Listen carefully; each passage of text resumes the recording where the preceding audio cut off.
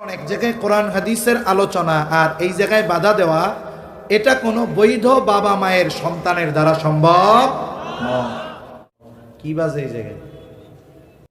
গান বাজে। এইটা যদি ইচ্ছা করে বাজায় থাকে তাহলে এর জন্মের সমস্যা আছে। যদি ইচ্ছা করে বাজায় ওর জন্মের সমস্যা আছে, ও জানুক আর না জানুক কোনো সন্দেহ নেই। আমি যে আয়াতখানা আপনাদের খেদমতে তিলাওয়াত করেছি, আয়াতটি হলো কোরআনুল কারীমের প্রসিদ্ধ একটি সূরা, সূরা লোকমানের সর্বশেষ আয়াত। এই আয়াতে আল্লাহ সুবহানাহু ওয়া তাআলা গায়েব সম্পৃক্ত 5টি বিষয়ের কথা বলেছেন। হাদিসের মধ্যে এই 5টি বিষয়কে বলা হয়েছে মাফাতিহুল গায়েব, গায়েবের চাবি সমূহ। আল্লাহ তাআলা বলেন ওয়া ইনদাহু মাফাতিহুল গায়ব লা ইয়ালামুহা ইল্লা হু। আল্লাহ তাআলার নিকটেই গায়েবের চাবি সমূহ, লা ইয়ালামুহা ইল্লা হু। আর এই বিষয়গুলোর ব্যাপারে আল্লাহ তাআলা ছাড়া আর কেউ জানেন না। তাই 5টি বিষয়, এমন 5টি বিষয় মুফাসসিরিনে কেরাম বলেন পৃথিবীতে গায়েব সম্পৃক্ত যত বিষয় আছে সবগুলো কোনো না কোনোভাবে এই 5টি বিষয়ের সাথে সংযুক্ত। এই 5টি বিষয় মাফাতিহুল গায়েব।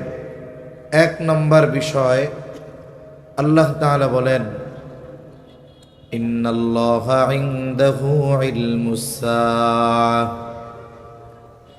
আল্লাহ তাআলা বলেন নিশ্চয়ই কিয়ামতের ইলম আল্লাহ তাআলার নিকটেই। ওয়ায়ুনাজ্জিলুল গায়স। 2 নম্বর, তিনি বৃষ্টি নামান। ওয়ায়ালামু মা ফিল আরহাম। 3 নম্বর, মায়ের রেহেমে মাতৃগর্ভে কি আছে সেটা তিনি জানেন। 4 নম্বর, আল্লাহ তাআলা বলেন ওয়ামা তাদরি নাফস। আল্লাহ তাআলা বলেন ওয়ায়ালামু মা ফিল আরহাম ওয়ামা তাদরি নাফসুম মাযা তাকসিবু গাদা। কেউ জানে না আগামী দিন সে কি উপার্জন করবে। ওয়ামা তাদরি নাফসুম বিআইয়ি আরদিন তামুত। 5 নম্বর, কেউ জানে না কোন জমিনে তার মৃত্যু হবে। এই যে 5টি বিষয়, এই 5টি বিষয়ের ইলম একমাত্র যার কাছে, তিনি কে? আল্লাহ। 5টি বিষয়ের ইলম আল্লাহ তাআলার কাছে কেন? কারণ তিনি আলিমুল গায়েব। তিনি ব্যতীত এই সৃষ্টি জগতে আর কেউ আলিমুল গায়েব না। এই সৃষ্টি জগতে কোনো ব্যক্তি, কোনো মানুষ, কোনো ফিরিস্তা, কোনো গাউস, কোনো কুতুব, কোনো ওলি আবদাল, কেউ আলিমুল গায়েব না। একমাত্র আলিমুল গায়েব কে?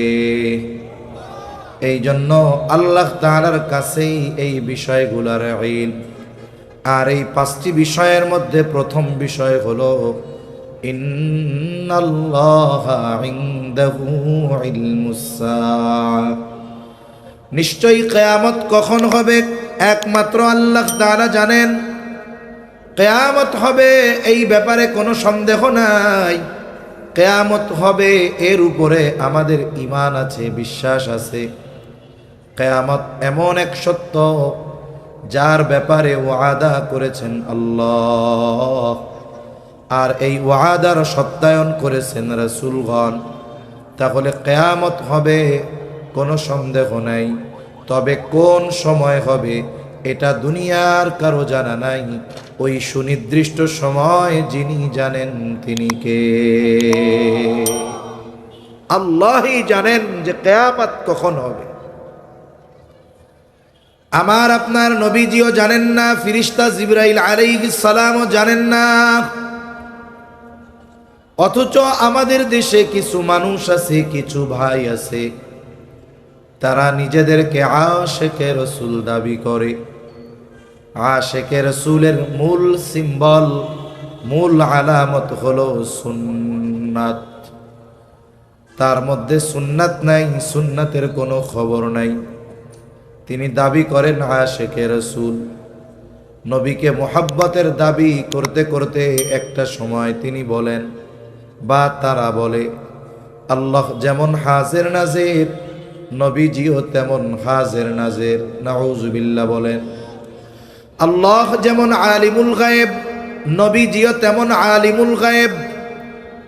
এই মানুষগুলো নবীজিকে আলিমুল গায়েব বলে, হাজির নাজির বলে। অথচ বলেন তো, আলিমুল গায়েব একমাত্র যিনি, তিনি কে? আরো জোরে বলেন না কে? আল্লাহ তাআলা কোরআনুল কারীমের মধ্যে বলেন, আমরা কম বেশি সকলে প্রতিদিন সকাল সন্ধ্যায় সূরা হাশরের শেষ 3 আয়াত তিলাওয়াত করি। আমরা কি বলি?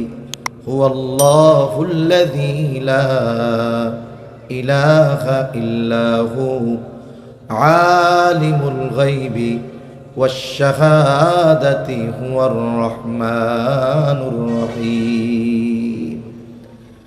আমরা প্রতিদিন সকাল সন্ধ্যা তো এই কথাই বলি যে আল্লাহ এই আলিমুল গায়েব, তিনি ব্যতীত সৃষ্টি জগতে আর কেউ আলিমুল গায়েব না। এই জন্য কিয়ামত কখন হবে এটা আমার আপনার নবীজিও জানেন না। অথচ একদল মানুষ নবীজিকে আলিমুল গায়েব সাব্যস্ত করার জন্য কত অপব্যাখ্যা করে। অথচ শত শত দলিল প্রমাণ কোরআন হাদিসের মধ্যে আছে যে নবীজি আলিমুল গায়েব নয়। প্রসিদ্ধ একটা হাদিস আছে, হাদিসে জিবরিল। হাদিসে জিবরিল এক নাম, আর এক নাম হলো উম্মুস সুন্নাহ। হাদিসে জিবরিল নাম হওয়ার কারণ হলো জিবরাইল আলাইহিস সালাম মানবাকৃতিতে সাহাবায়ে কেরামের উপস্থিতিতে নবীজির কাছে আসছেন। এই যে এসেছেন জিবরাইল আলাইহিস সালাম, এই জন্য এই হাদিসের এক নাম হলো হাদিসে জিবরিল। এখন আসছেন কেন? উদ্দেশ্য হলো সাহাবায়ে কেরামকে দ্বীনের মৌলিক বিষয়গুলো শিক্ষা দেওয়া। এই জন্য আরেক নাম হলো উম্মুস সুন্নাহ। জিবরাইল আলাইহিস সালাম আমার আপনার নবীজিকে বেশ কয়েকটি প্রশ্ন করেছেন। আমার আপনার নবীজি প্রশ্নগুলোর জবাব দিয়েছে। সাথে সাথে প্রশ্নকারী জিবরাইল আলাইহিস সালাম এই জবাবগুলোর সত্যায়ন করেছেন। এক নম্বরে প্রশ্ন করেছেন, আখবিরনি আনিল ইসলাম। নবীজিকে জিজ্ঞাসা করতেছে জিবরাইল আলাইহিস সালাম যে আপনি আমাকে বলেন ইসলাম কি? অথচ নবীজিও জানে, জিবরাইল আলাইহিস সালামও জানে। তাহলে প্রশ্ন করার উদ্দেশ্যটা কি? উদ্দেশ্য হলো সাহাবায়ে কেরামকে দ্বীনের এই মৌলিক বিষয়গুলো সম্পর্কে জানানো। নবীজি জবাব দিলেন, জিবরাইল আলাইহিস সালাম এই জবাবের সত্যায়ন করলেন। 2 নম্বর প্রশ্ন করলেন, আখবিরনি আনিল ঈমান। আপনি আমাকে বলেন ঈমান কি জিনিস? নবীজি সাল্লাল্লাহু আলাইহি ওয়াসাল্লাম জবাব দিলেন, জিবরাইল আলাইহিস সালাম সত্যায়ন করলেন। 3 নম্বরে প্রশ্ন করলেন, আখবিরনি আনিল ইহসান। আপনি আমাকে বলেন ইহসান কি জিনিস? নবীজি এইটারও জবাব দিলেন। জিবরাইল আলাইহিস সালাম জবাবের সত্যায়ন করলেন। 4 নম্বরে প্রশ্ন করলেন, আখবিরনি আনিস সাআহ। আপনি আমাকে বলেন কিয়ামত কখন হবে, কিয়ামতের ব্যাপারে বলেন। এই প্রশ্নের জবাবে নবীজি সাল্লাল্লাহু আলাইহি ওয়াসাল্লাম বলেন নাই যে অমুক দিন কিয়ামত হবে, ওই সময় কিয়ামত হবে, এমনটা বলেন নাই। বরং নবীজি এই প্রশ্নের জবাবে বলেন, মাল মাসউলু আনহা বিআলামা মিনাস সাইল। নবীজি বলেন, এই ব্যাপারে যাকে প্রশ্ন করা হয়েছে তিনি প্রশ্নকারীর চাইতে বেশি জানেন না। বেশি জানেন না, তবে সমান সমান তো জানে।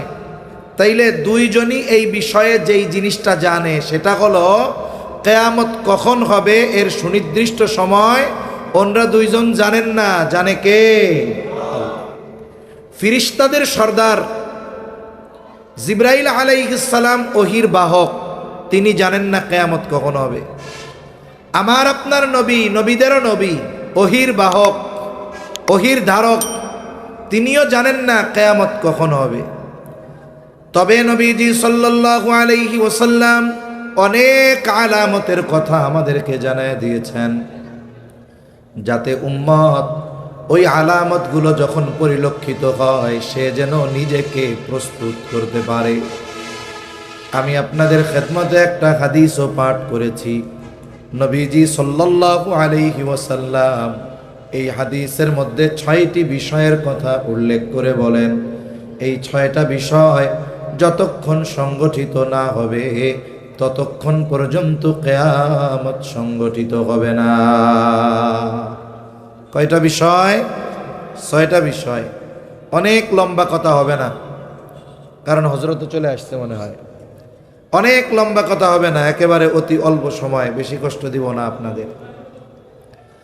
عن أبي هريرة رضي الله تعالى عنه قال قال رسول الله صلى الله عليه وسلم আবু হুরায়রা রাদিয়াল্লাহু তাআলা আনহু থেকে বর্ণিত, রাসূলুল্লাহ সাল্লাল্লাহু আলাইহি ওয়াসাল্লাম বলেন, লা তাকুমুস সাআতু হাত্তা ইউকবাদাল ইলম। নবীজি সাল্লাল্লাহু আলাইহি ওয়াসাল্লাম বলেন, কিয়ামত ততক্ষণ সংগঠিত হবে না যতক্ষণ ইলম উঠিয়ে না নেওয়া হবে। তার মানে কিয়ামতের আগে ইলম উঠিয়ে নিয়ে যাওয়া হবে। এই বিষয়টাকে অনেক মানুষ না বোঝার কারণে, বিশেষ করে গ্রামের মানুষ একসময় গল্পই বলতো যে আল্লাহ তাআলা কিয়ামতের আগে কোরআন হাদিস উঠায় নিয়ে যাবে। অথচ বাস্তবতা হলো কোরআনও থাকবে, হাদিসও থাকবে, কিন্তু ইলম আল্লাহ উঠায় নিয়ে যাবে। এটা কেমনে? গ্রামের মানুষ বলা বলি করত যে রাতের বেলা একদিন কোরআন হাদিসের লেখা সব উঠে যাবে, মানুষেরা কোরআন হাদিস সব ভুলে যাবে। কিন্তু বিষয়টা এমন নয়, বরং কোরআনও থাকবে, হাদিসও থাকবে, কিন্তু ইলম আল্লাহ উঠায় নিয়ে যাবে। অথচ ইলমের মূল উৎস হলো কোরআন আর হাদিস। এখন এইটা থাকবে, ইলম উঠায় নিয়ে যাবে কেমনে?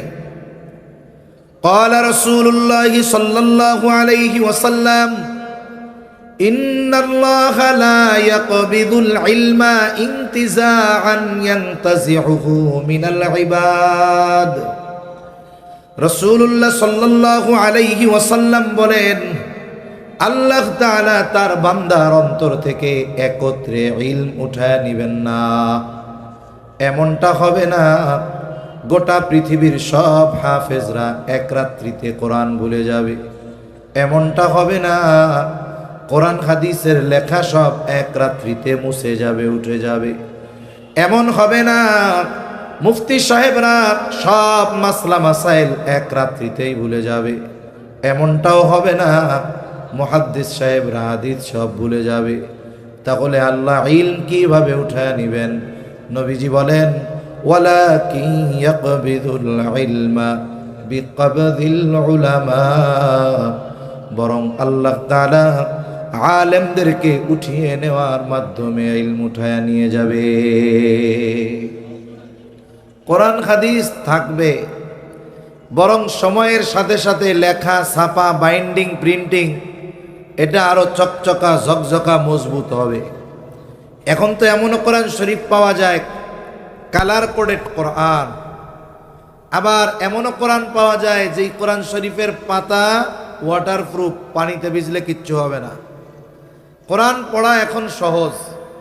এখন একজন মুরব্বী নতুন করে কোরআন পড়া শিখছে, কায়দা কানুনগুলো মুখস্থ থাকে না, ওনার মনে থাকে না, একফার হরফ যে 15টা ওনার মনে থাকে না। তা কায়দা কত সুন্দর, ওইগুলা কিচ্ছু মনে রাখা লাগবে না, একফার হরফ নুন সাকিন তানবিনের পরে একফার হরফ আসলে একটু গুন্না করে পড়তে হবে, এটা তো মনে আছে? কয় হ্যাঁ আছে। কিন্তু অক্ষর কোনটা একফার এটা মনে রাখবো কেমনে? কয় টেনশন নাই, যেই জায়গায় দেখবেন লেখাটা নীল কালারের বুঝবেন এইটা একফা গুন্না। অক্ষর মুখস্থ করার দরকার আছে? কালার দেখাই তো গুন্না করে সারবে। কালার কোডেড কোরআন। এখন কোরআন পড়া সহজ। অনেক জায়গায় দেখবেন, অনেক মসজিদ, অনেক প্রতিষ্ঠানে 30 দিনে 2 মাসে কোরআন তিলাওয়াত শেখানো হয়। এত মেহনত হয় কোরআন শেখানোর ব্যাপারে।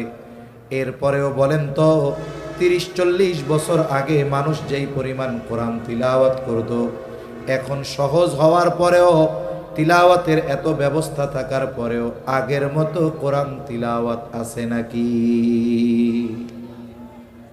তাহলে কোরআন থাকবে, আমল থাকবে না, তিলাওয়াত থাকবে না।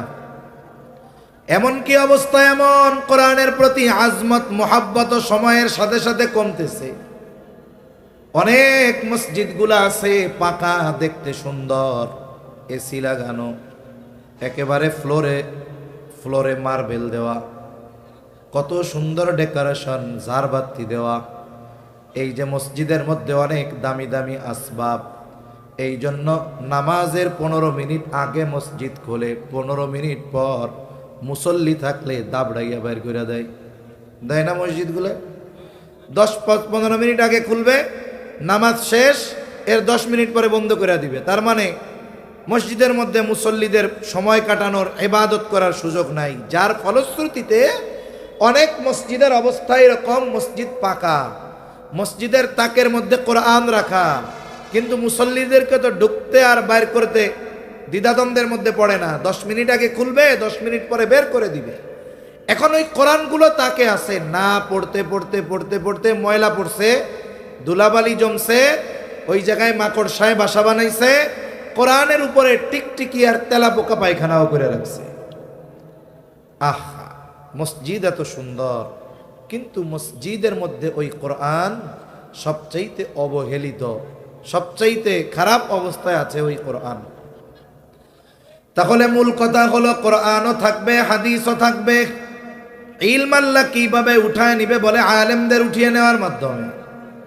সমকালীন সময়ে যেই সমস্ত উলামা হযরত আমাদের থেকে বিদায় নিয়েছেন, শাইখুল ইসলাম আল্লামা শাহ আহমদ শফি রহমাতুল্লাহি আলাইহি, জুনাইদ বাবু নগরী রহমাতুল্লাহি আলাইহি, মুফতি আজম আব্দুস সালাম চটগামি রহমাতুল্লাহি আলাইহি, পটিয়ার মুফতি আহমদুল হক সাহেব রহমাতুল্লাহি আলাইহি, এই ধরনের যেই সমস্ত দেশ বরেণ্য, বিশ্ব বরেণ্য মুহাক্কিক উলামা হযরত সম্প্রতি সময় 4-5 বছরের মধ্যে দুনিয়া থেকে বিদায় নিয়েছেন, ওনাদের বিদায়ের পর ওনারা যেই জায়গার শাইখুল হাদিস ছিলেন, ওই মসনদে আরেকজন শাইখুল হাদিস হিসাবে দায়িত্ব নিয়েছে।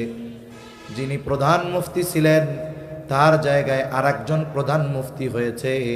তার মানে পদের চেয়ার শূন্য হয়েছে। কিন্তু বলেন তো, যারা দুনিয়া থেকে চলে গেছে, এখন যারা ওই দায়িত্বগুলো নিয়েছে, যোগ্যতা, ইলম, আমল আর তাকওয়ার দিক দিয়ে যারা চলে গেছে, তাদের মতো হয়েছে নাকি? তাদের মতো হয় নাই। যারা চলে গেছে তাদের অবস্থান এই জায়গায়, যারা আছে তাদের অবস্থান এই জায়গায়। বলে এনাদের পরে যারা আসবে তাদের অবস্থান হবে এই জায়গায়। সময়ের সাথে সাথে এই বিষয়টা শূন্যের খাতায় পৌঁছায়া যাবে। নবীজি জানায় দেন, ওই সময়ও কিন্তু কোরআন হাদিস লেখা থাকবে, কিন্তু ওই রকম কোরআন হাদিস বোঝানোর মতো মুত্তাকি মুহাক্কিক আলেম দুনিয়ায় থাকবে না। এইবার মানুষেরা জাহেলদের কাছে ফতোয়া জিজ্ঞাসা করার জন্য যাবে, কারণ তখন জাহেলদেরকে মানুষেরা ধর্মীয় নেতা বানাবে। তাদের কাছে গিয়ে ফতোয়া জিজ্ঞাসা করবে, ওই জাহেল যাচাই বাছাই না করেই ফতোয়া প্রদান করবে।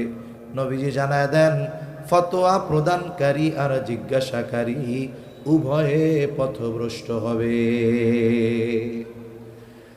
তাহলে প্রথম কথা, কিয়ামত ততক্ষণ হবে না যতক্ষণ না ইলম উঠিয়ে না নেওয়া হবে। আর আল্লাহ তাআলা ইলম কিভাবে উঠায় নেবেন? আলেমদেরকে উঠায় নেওয়ার মাধ্যমে আল্লাহ ইলম উঠায় নিবেন।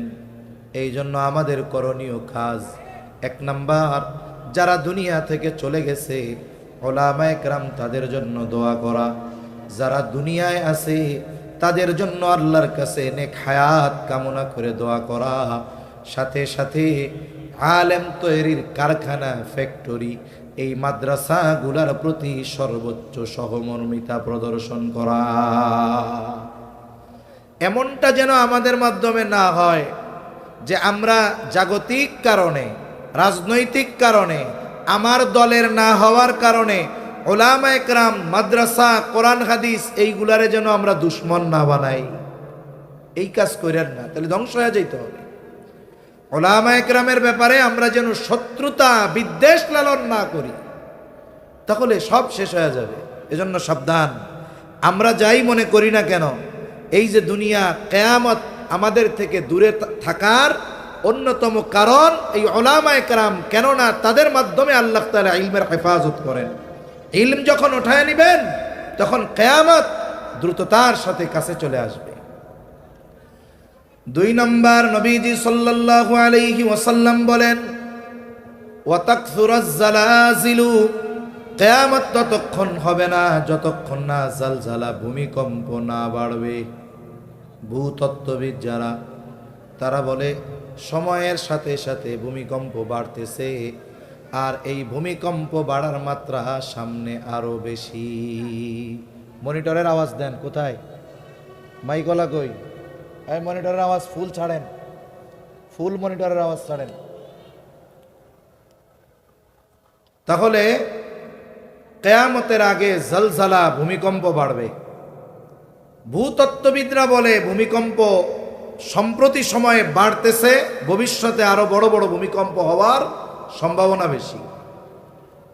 ভূমিকম্প হওয়ার কারণ কি?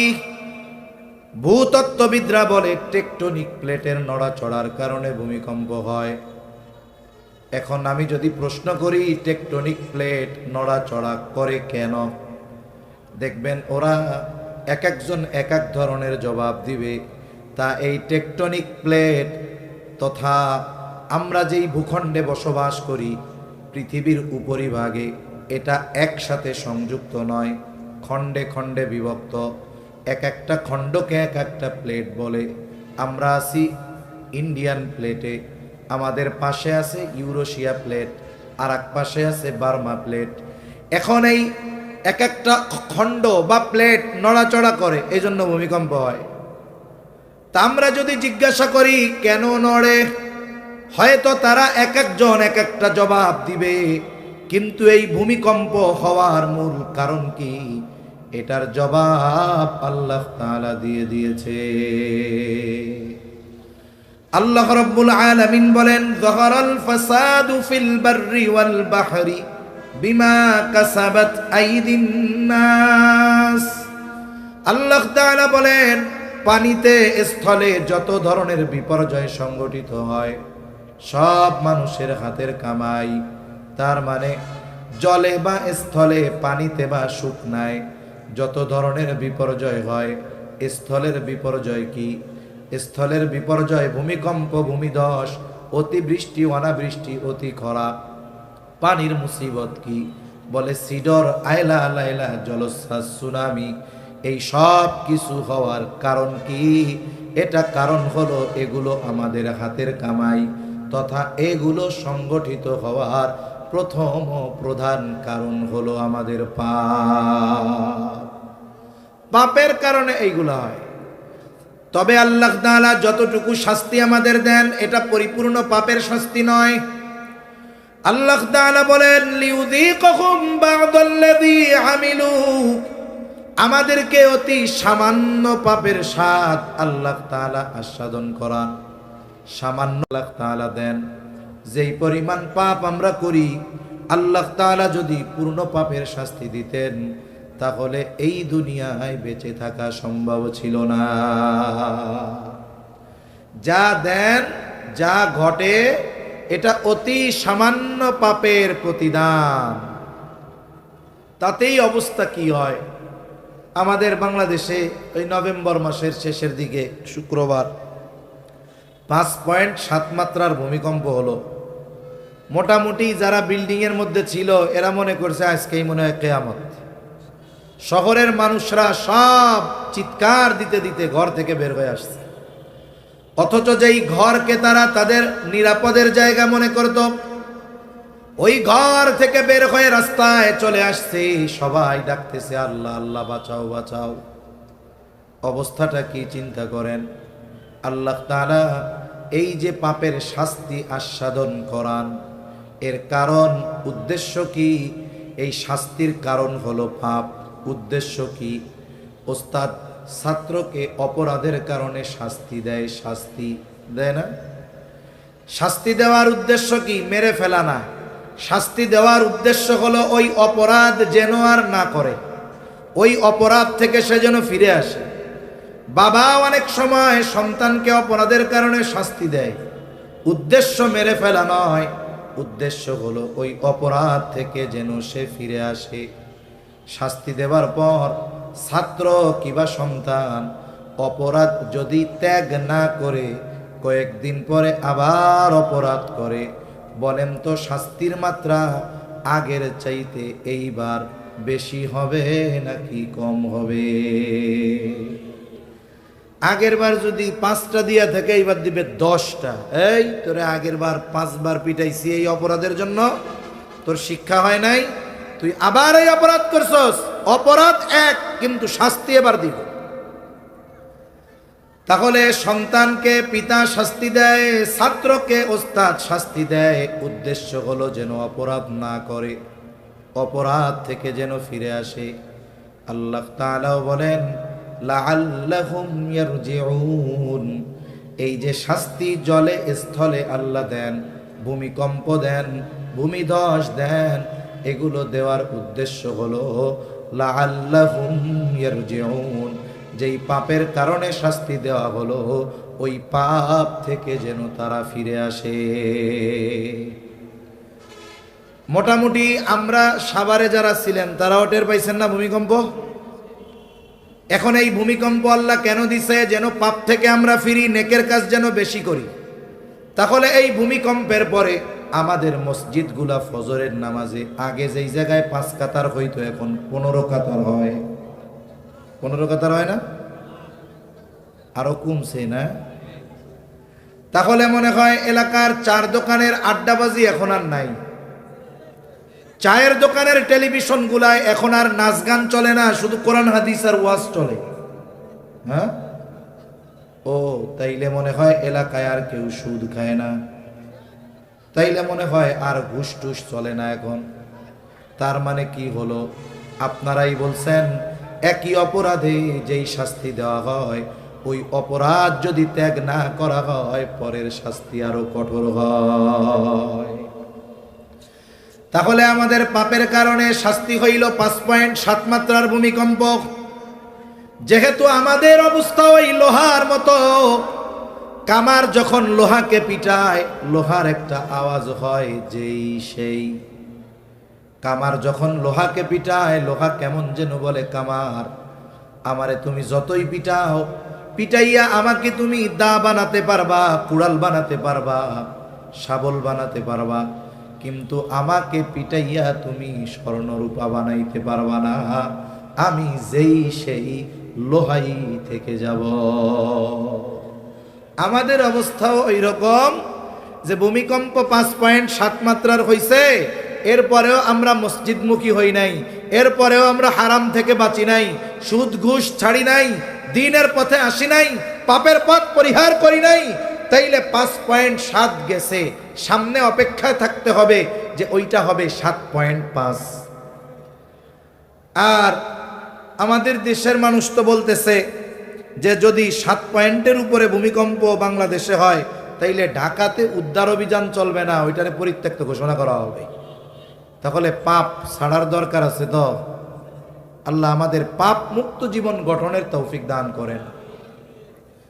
3 নাম্বার, নবীজি সাল্লাল্লাহু আলাইহি ওয়াসাল্লাম বলেন ওয়ায়াতাকারাবাজ জামান, কিয়ামতের আগে সময় নিকটবর্তী হয়ে যাবে, সময় নিকটবর্তী হয়ে যাবে। নবীজি আর এক হাদিসের মধ্যে বলেন এক যুগ এক বছরের মতো মনে হবে, বছরকে মাসের মতো মনে হবে, মাসকে সপ্তাহের মতো মনে হবে, সপ্তাহকে দিনের মতো মনে হবে, দিনকে ঘন্টার মতো মনে হবে, ঘন্টাকে মিনিটের মতো মনে হবে, মিনিটকে আগুনের স্ফুলিঙ্গ তথা সেকেন্ডের মতো মনে হবে।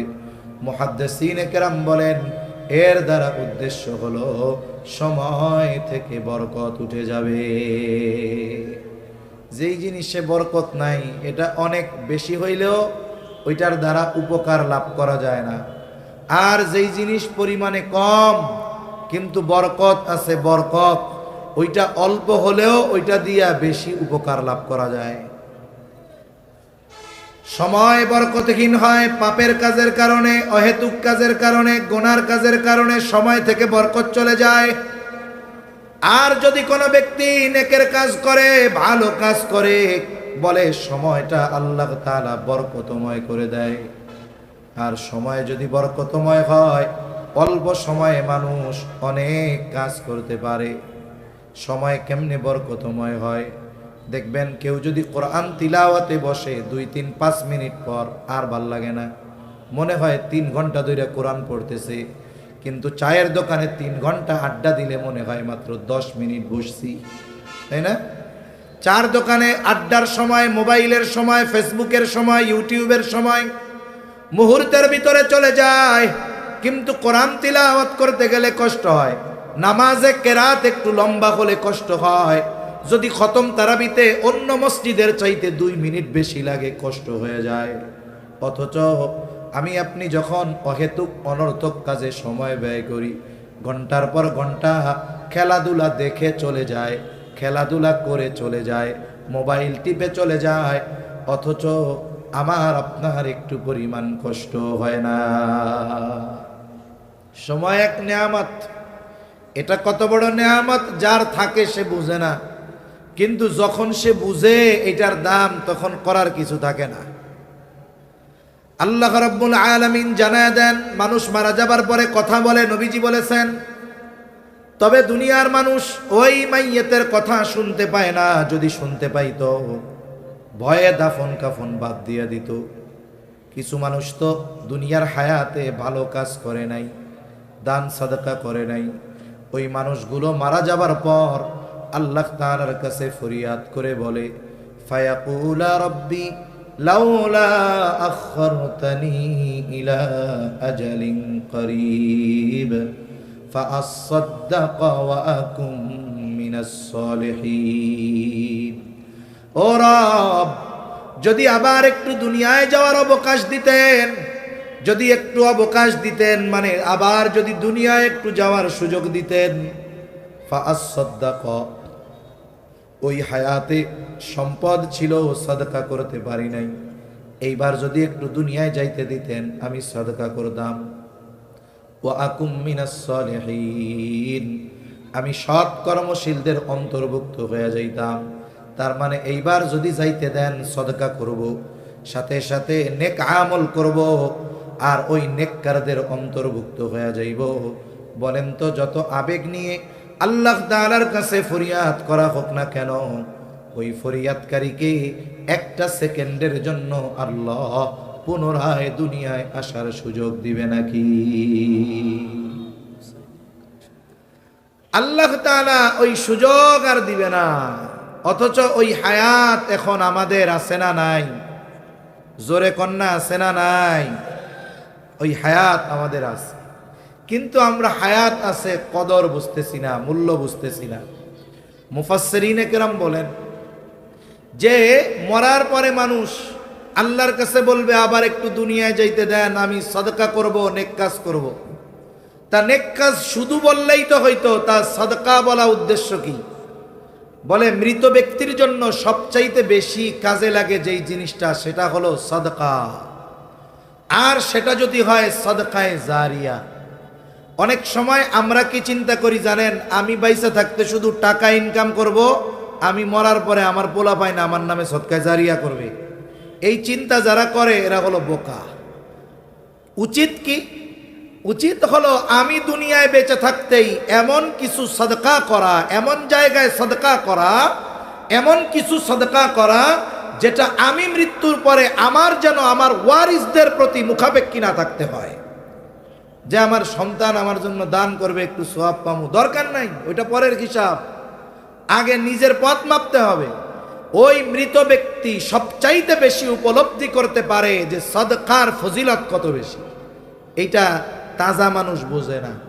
এজন্য অনেক সময় দেখবেন দ্বীনি কাজে যদি সহযোগিতা চাওয়া হয় কৃপণতা করবে, বা দিতে সমর্থ আছে দিবে না, অথবা অবহেলা করবে, অথবা বিষয়টাকে অবজ্ঞা করবে। কিন্তু মরার পরে ওই ব্যক্তি সবচাইতে বেশি উপলব্ধি করতে পারবে যে মৃত্যুর পরে তার জন্য সবচাইতে বেশি উপকারে যেই জিনিসটা লাগতো সেটা হলো সদকা। তাহলে হায়াতের কদর করব তো ইনশাআল্লাহ। হায়াত অহেতুকার গুনার কাজে ব্যয় করব না, নেকের কাজ ভালো কাজে ব্যয় করব। 4 নম্বর, নবীজি সাল্লাল্লাহু আলাইহি ওয়াসাল্লাম বলেন ওয়াতাযহারুল ফিতান, কিয়ামতের আগে ফিতনা প্রকাশ পাবে। উদ্দেশ্য হলো দাজ্জালের ফিতনা। দাজ্জালের ফিতনা এই উম্মতের জন্য সবচাইতে কঠিন ফিতনা। নবীজি উম্মতের প্রতি বড় রহম দিল, এই জন্য আমল শিখিয়ে দিয়েছেন। জুমার দিন যারা সূরা কাহফ তিলাওয়াত করবে, নবীজি বলেন আল্লাহ তাআলা তাদেরকে দাজ্জালের ফিতনা থেকে হেফাজত করবে। পুরা সূরা পড়তে পারেন না, অসুবিধা নাই, আপনি কমপক্ষে 10টা আয়াত পড়েন জুমার দিন, প্রথম 10টা আয়াত পড়েন, বারবার ওইটা শুনেন, অডিও রেকর্ডিং করে মুখস্থ হয়ে যাবে।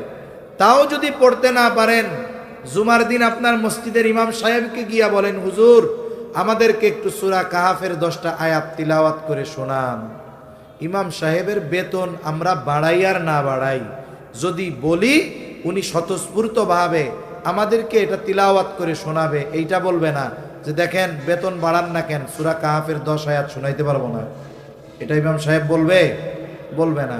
আমরা ওনার কাছ থেকে শুনবো, রেকর্ডিং করে নিয়ে নিজেরা শুনতে শুনতে মুখস্থ করব। বুজুর্গানে দিন বলেন এই আমলটা জরুরি বানাবো। কেমন জরুরি? বেঁচে থাকার জন্য শ্বাস প্রশ্বাস যেমন জরুরি, এই আমলটা ওই রকম জরুরি বানাবো। কেন? বলে দাজ্জাল আসার আগে আরো অনেক বড় বড় ফিতনা আসবে।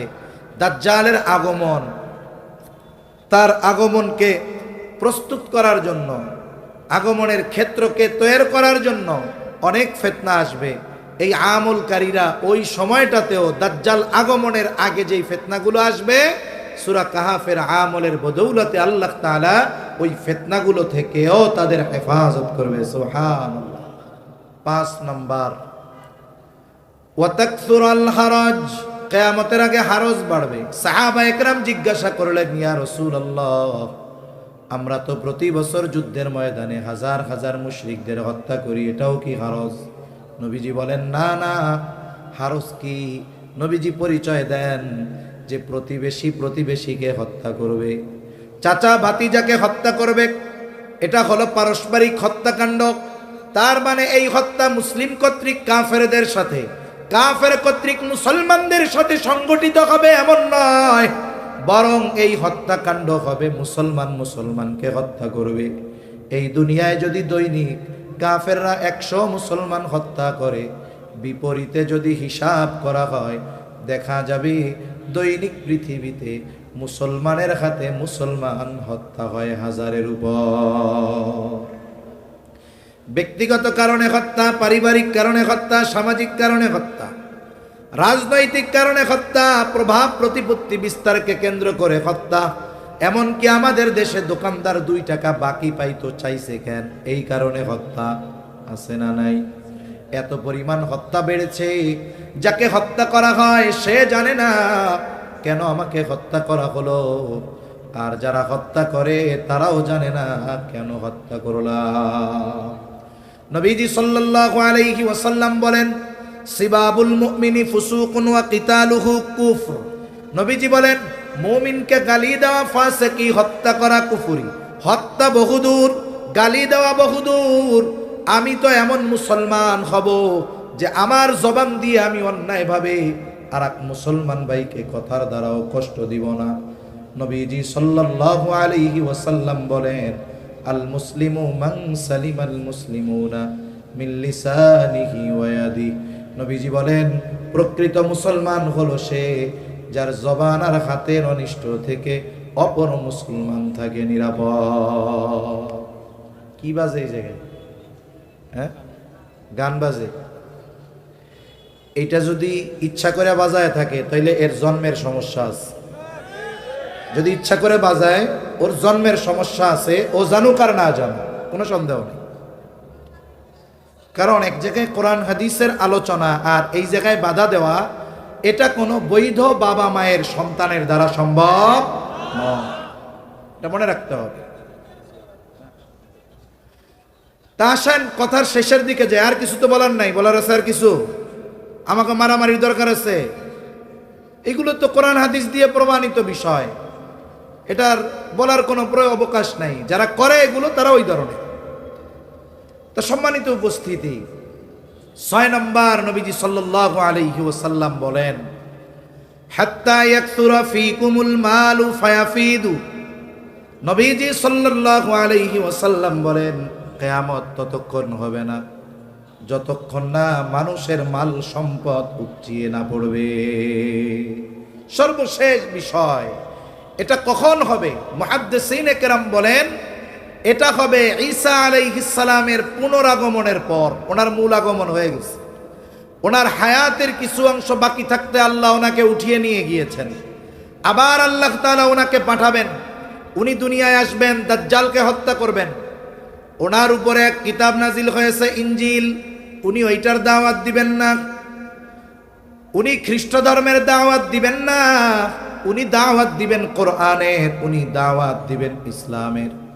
ওনার সময় পৃথিবীব্যাপী ইসলাম এত পরিমাণ প্রসারিত হবে, পৃথিবীর আনাচে কানাচে ইসলাম পৌঁছায়া যাবে। আল্লাহ তাআলা ইমানদার আর মুত্তাকি হওয়ার কারণে আসমান আর জমিনের বরকতের দরজাগুলো আল্লাহ খুলে দিবে। বরকতের দরজা খুলে যাবে, মানুষের সম্পদ এত বেশি হবে যে গোটা পৃথিবীতে সাদকা নেওয়ার মতো একজন মানুষও ওই সময় খুঁজে পাওয়া যাবে না। অথচ মানুষের মন চাইবে যে আমি একটু সাদকা করি, কিন্তু সাদকা নেওয়ার মতো মানুষ খুঁজে পাওয়া যাবে না। সম্মানিত উপস্থিতি, আমার কথা শেষ। এই যে দেখুন, দ্বীনি প্রতিষ্ঠানগুলো যতদিন থাকবে, ইলমের চর্চা থাকবে, উলামায়ে কেরাম থাকবে, আল্লাহ তাআলা কিয়ামতকে আমাদের থেকে দূরে সরায় রাখবে, ঠিক কিনা বলেন?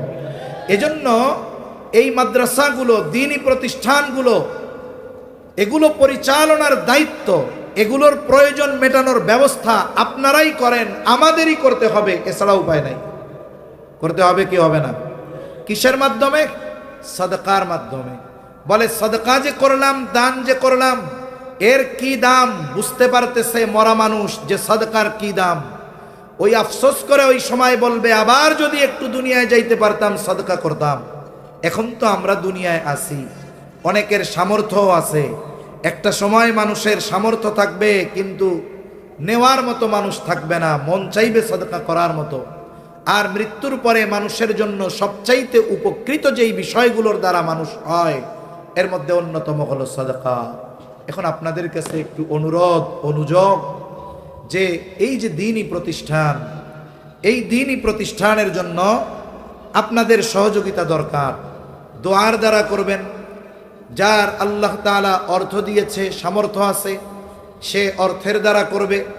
যার যেটা দিয়ে সহযোগিতা করার সামর্থ্য আছে সে সেটা দিয়ে করবে। এখন আমি আপনাদের সামনে একটু এই প্রতিষ্ঠানের জন্য একটু সহযোগিতা কামনা করি। আসলে আমি কালেকশন পারি না, আমারে যখন